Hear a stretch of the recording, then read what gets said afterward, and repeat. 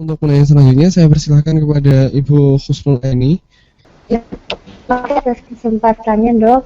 Kemarin saya sempat diskusi konsultasi via email dengan Dr. Rosi terkait dengan masa penelitian. Ternyata saya awalnya agak kesulitan dalam membedakan antara di latar belakang data yang masuk latar belakang atau itu bisa diangkat sebagai masalah penelitian, Dok. Memang kemarin Dr. Rosi memberi masukan bahwa apa yang saya masukkan dalam masalah penelitian itu lebih cocok masuk di latar belakang seperti itu, Dok.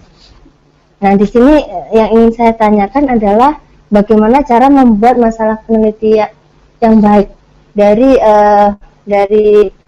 systematic review atau makalah-makalah yang sudah kita dapatkan. Terima kasih, Dok. Kita kembali ke contoh tadi. Misalnya, saya tertarik mengenai pengobatan ini. Dan saya tahu ada cara dengan diawasi oleh PMO, pengawas minum obat, namanya DOT, Direct Observed Therapy, dibandingkan dengan SAT, Self Administered Therapy. Nah, kemudian saya cari makalah systematic review. Ternyata yang saya temukan tahun 2007 menyimpulkan dari semua penelitian tentang efikasi DOT, kesimpulannya adalah DOT itu tidak memberikan hasil lebih baik dibandingkan SAT. Dan mereka mengatakan buat apa capek-capek menggunakan DOT. WHO dan Kementerian Kesehatan Indonesia sudah mengadopsi DOT ini, dan sebenarnya makan biaya dan tenaga, sedangkan buktinya menunjukkan bahwa DOT ini tidak efekasius, tidak lebih baik dibandingkan dengan pengobatan yang tidak diawasi. Jadi masalah penelitiannya, apakah ada kaitan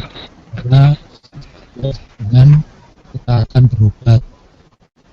Apakah ada kaitan antara DOT dengan ketaatan bisa ulang? Ada terkaitan antara DOT dengan angka kesembuhan, angka konversi dan sebagainya, angka sembuh. Ini dipertanyakan, bukan ditanyakan tapi dipertanyakan karena di peneliti skeptis, hasilnya kok masih kurang buktinya kurang kuat. Kurang kuatnya karena ada masalah di penelitian-penelitian mengenai efikasi DOT ini, yaitu perancangannya yang kurang kuat dalam hal pengumpulan data atau pengolahan data atau penafsiran data atau kerangka konsepnya. Jadi masalah penelitian ini masalah yang dihadapi para peneliti, bukan para praktisi. Yang Ibu tulis itu lebih masalah-masalah yang dihadapi para praktisi. Masalah kesenjangan antara apa yang ideal dengan apa yang kita lihat. Misalnya soal kesehatan jiwa remaja tadi. Idealnya remaja-remaja mentalnya atau jiwanya sehat, tapi kenyataan di lapangan banyak yang kesehatan jiwanya di bawah standar atau mengalami masalah praktis. Lalu mereka informasi yang memberikan saran baiknya tindakannya apa, actionnya apa, intervensinya bagaimana supaya kesehatan remaja meningkat. Bukti yang kuat intervensi itu harus disediakan oleh para peneliti. Artinya mereka akan berusaha meneliti tentang efikasi intervensi yang kuat buktinya, yang tidak bermasalah. Nah, selama masih bermasalah, ini yang kita sebut masalah penelitian, masalah yang dihadapi itu lain dengan masalah praktis. Antara keduanya ada kaitannya. Para praktisi menunggu jawaban dari para peneliti sedang sibuk menunjukkan bukti yang kuat. Lalu Ibu sebenarnya yang ingin diteliti apa? Saya rencana ini dok, upaya pencegahan bunuh diri pada pasien gangguan jiwa di rumah sakit jiwa dok. Upaya pencegahan dini. Ya. Bunuh diri. Apa? Upaya pencegahan bunuh diri pada pasien gangguan jiwa. Oh, upaya pencegahan upaya bunuh diri. Nah, upayanya Pada pasien gangguan jiwa. bentuknya apa? Ini ada yang bentuk obat, ada yang bentuk konseling, Psikoterapi, psikoterapi, Nah, psikoterapi. Oke. Nah, bagi praktisi, yaitu bagi dokter, bagi konselor, ya ingin tahu apakah psikoterapi ini efikasius atau tidak. Iya. Ya. Nah, dia akan melihat bukti apakah psikoterapi tertentu akan berhasil membawa atau mencegah bunuh diri. Nah, kalau buktinya lemah, dan sendirinya praktisi masih ragu-ragu untuk menggunakan. Nah, para peneliti mengupayakan supaya buktinya kuat. Artinya penelitian tentang efikasi itu tidak bermasalah. Paham tidak? Kalau penelitiannya masih bermasalah, bukti yang dihasilkan belum kuat. Jadi cari di makalah systematic review yang mereview semua hasil penelitian tentang psikoterapi tersebut, apakah mereka berhasil mencegah bunuh diri.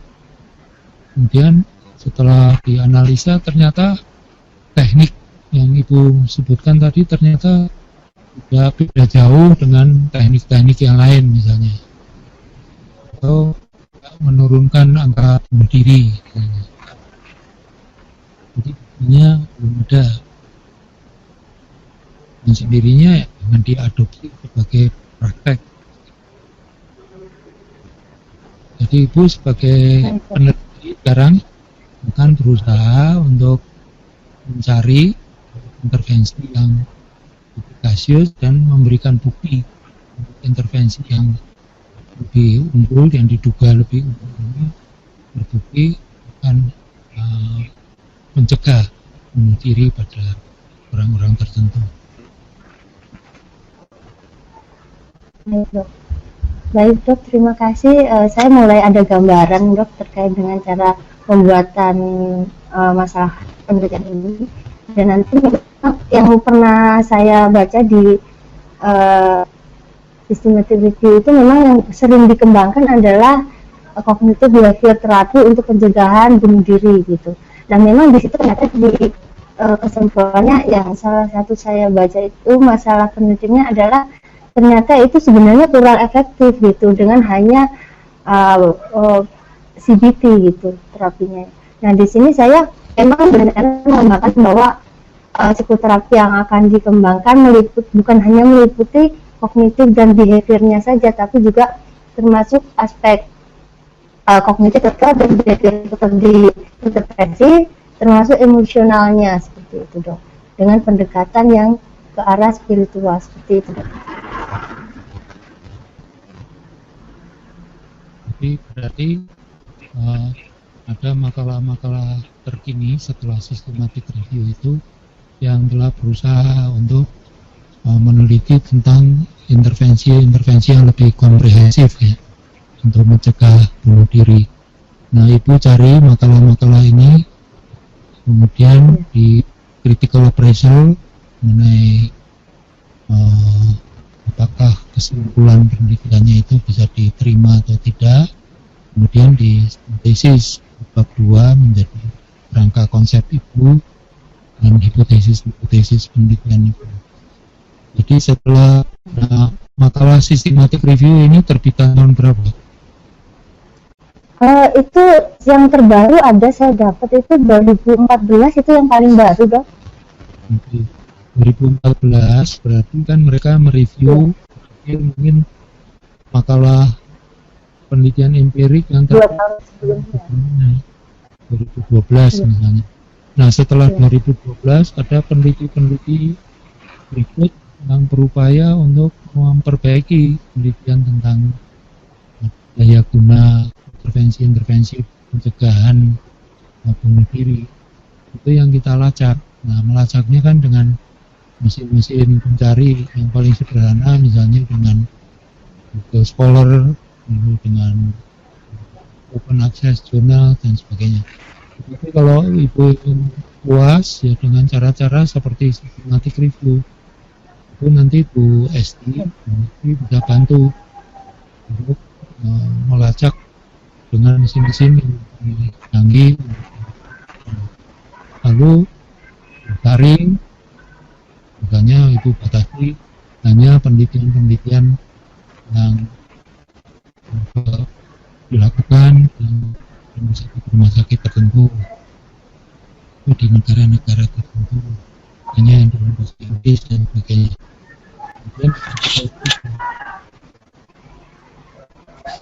Baik dok, terima kasih atas penjelasannya, saya sudah ada gambaran. Terima kasih banyak Dr. Rosi.